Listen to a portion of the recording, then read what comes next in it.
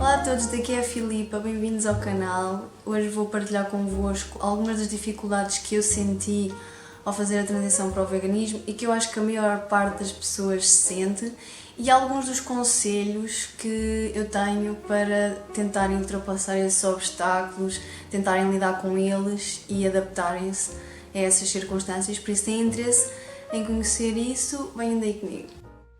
A primeira coisa com a qual eu me deparei foi uma espécie de período de revolta, em que eu passei a olhar para os meus amigos e para os meus familiares de uma forma diferente e inesperada. Eu não queria olhar para eles daquela maneira, mas era um bocado impossível. Quando passamos a ver a realidade de outra maneira e sabemos que as pessoas que amamos e que gostamos é como que não estão a ver uma parte negra da realidade e estão a fechar os olhos para ela, sentimos uma certa impotência e uma certa revolta. Pelo menos eu senti no início e acho que muita gente sente, mas acho que é preciso relativizar as coisas e não ver o mundo a preto e branco, e só porque essas pessoas que são da vossa família ou que são amigos muito próximos não estão a mudar como vocês, não devem pensar que é o fim do mundo e atacá-los ou criticá-los.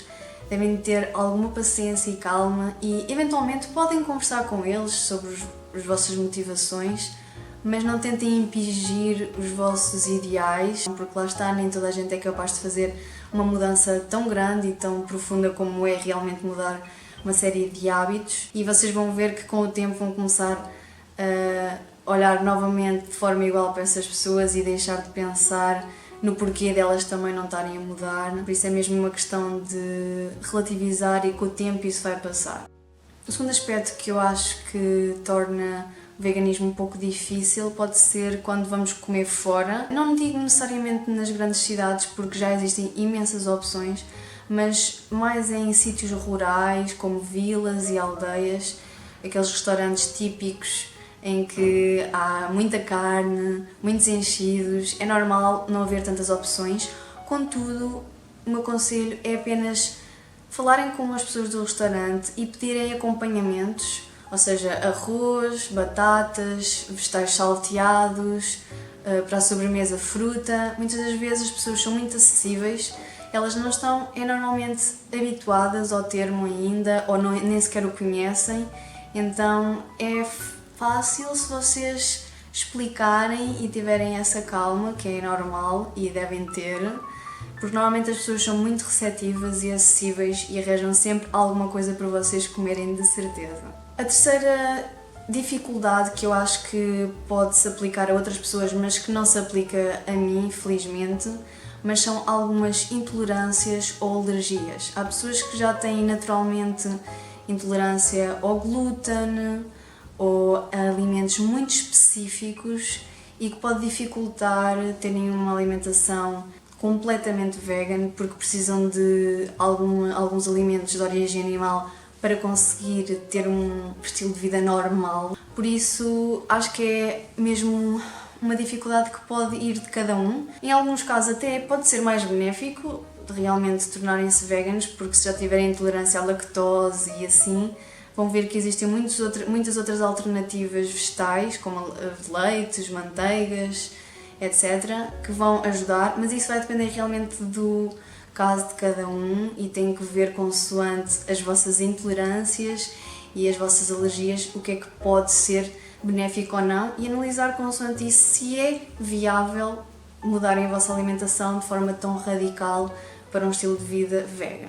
O quarto aspecto são os vícios. Vícios que nós provavelmente nem sequer sabíamos que tínhamos, mas que ao fazermos esta transição se mostram e se exaltam ainda mais. Por exemplo, podíamos ser viciados em chocolate de leite e agora ao fazer a transição apetece-nos comer chocolate de leite, e para isso podem eventualmente começar a introduzir chocolate negro na vossa alimentação, a experimentar várias marcas, porque algumas podem ser demasiado amargas para vocês. Outro alimento que é muito viciante e que é um dos mais difíceis de quem está a fazer a transição a abdicar é o queijo.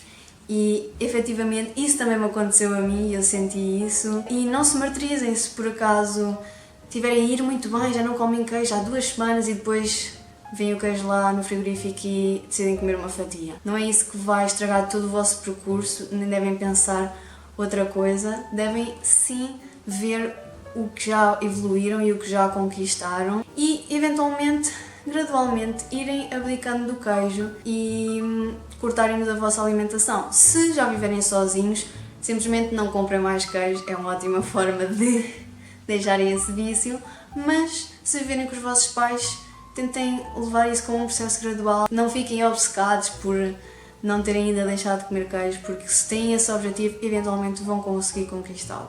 O próximo aspecto é um sentimento de culpa, e isto leva-nos para dois caminhos. O primeiro é o facto de muitas vezes haverem familiares nossos ou amigos, em geral pessoas que nós gostamos, que nos oferecem alguma coisa que não é vegan.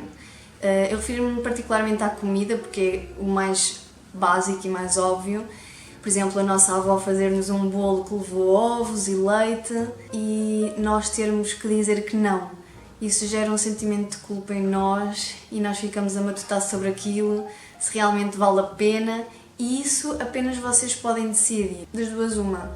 Ou relativizam a situação e têm em conta todas as boas decisões que já fizeram e daquilo que já abdicaram permanentemente, deixar de comer carne, deixar de comer peixe, deixar de comer laticínios de forma geral, e abrir essa exceção e comer a fatia de bolo porque a vossa avó fez e vocês não querem despedaçar o coração à vossa avó, e é uma exceção que não se vai repetir ou não se vai repetir tão cedo, alguma coisa desse género.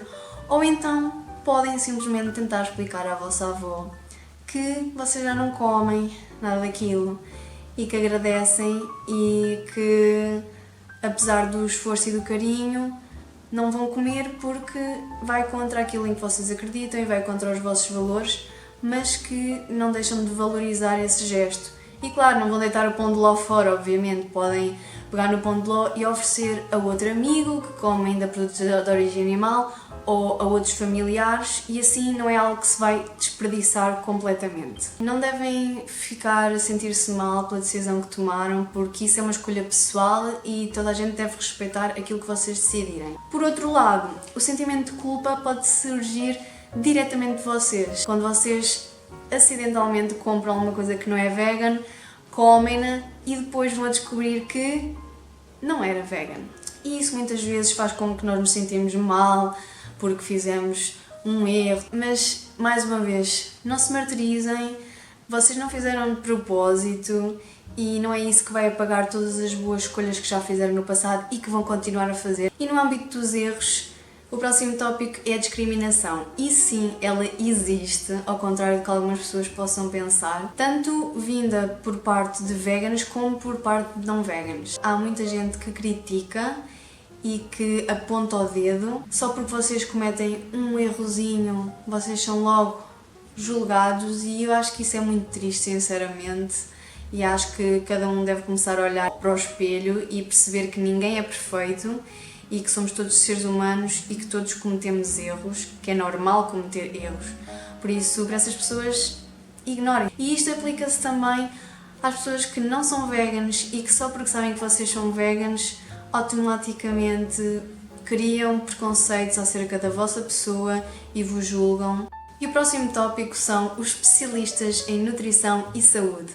Porque sim, quando vocês estão nesta transição, automaticamente muita gente que vos rodeia se torna especialista em nutrição e saúde, e só porque vocês têm ou uma constipação, ou dores de cabeça, ou andam mais cansados do que normal, eles vão logo atribuir todas essas consequências ao facto de vocês serem vegan. Por isso, tentem, mais uma vez, ignorar essas pessoas, ou então, se realmente sentirem que o vosso corpo está a dar-vos algum tipo de sinal, vão a um médico, porque ele sim pode mandar-vos fazer análises e ver o que realmente pode não estar totalmente bem com vocês. E assim terão a certeza do que é que se passa com vocês e não terão a perder tempo com pessoas que dão bitites e que pensam que sabem, mas não sabem nada.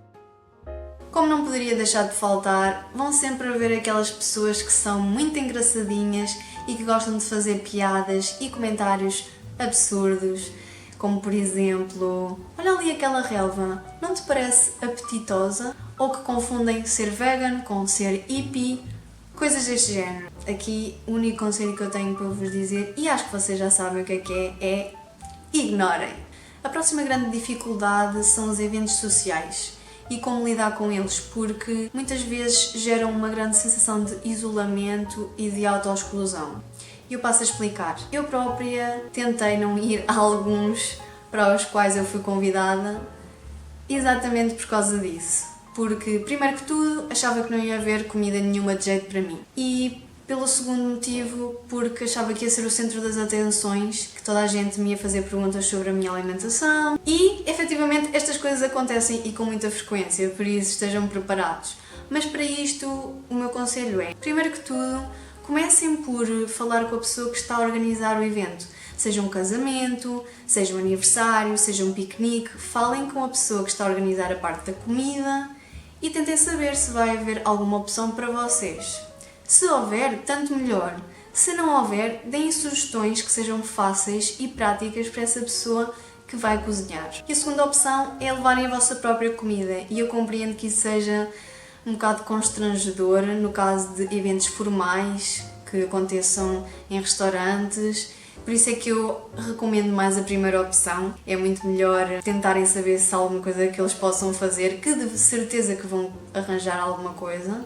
Mas no caso de serem eventos mais informais, como piqueniques ou lanches, vocês podem levar a vossa comida e levem sempre a mais, porque vai sempre haver alguém que vai querer provar e vão haver sempre pessoas curiosas a quererem saber porque é que vocês mudaram, e isso às vezes pode ser um bocadinho inconveniente, mas tentem manter, mais uma vez, a mente aberta. Dê o benefício da dúvida a essas pessoas que podem ter perguntas que vocês já ouviram 1 milhão de vezes e tentem responder o mais naturalmente possível, porque podem estar a abrir a porta para alguém que está realmente e genuinamente interessado e que pode no futuro tentar também mudar os seus hábitos de vida. A próxima dificuldade é que pode ser caro, mas não estou a referir-me tanto ao nível da alimentação, mas ao nível de vestuário, calçado, maquilhagem, produtos de limpeza. Isso tudo, quando é numa versão vegan, tem a tendência para ser mais caro.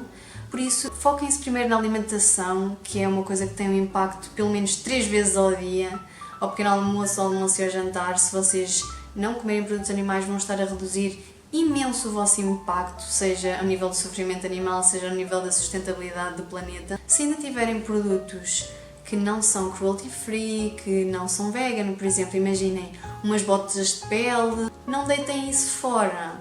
Utilizem até à exaustão, até aquilo ficar realmente estragado e não dar para ter mais uso. E só depois tentem ver alternativas que sejam mais sustentáveis e que sejam veganas. Não vale a pena estarem a gastar um montão de dinheiro só para fazerem realmente a transição correta. E por fim, uma das maiores dificuldades, pode parecer um pouco abstrata, mas fazer esta transição pode realmente ser confuso porque já existe tantas dietas dentro da dieta vegan.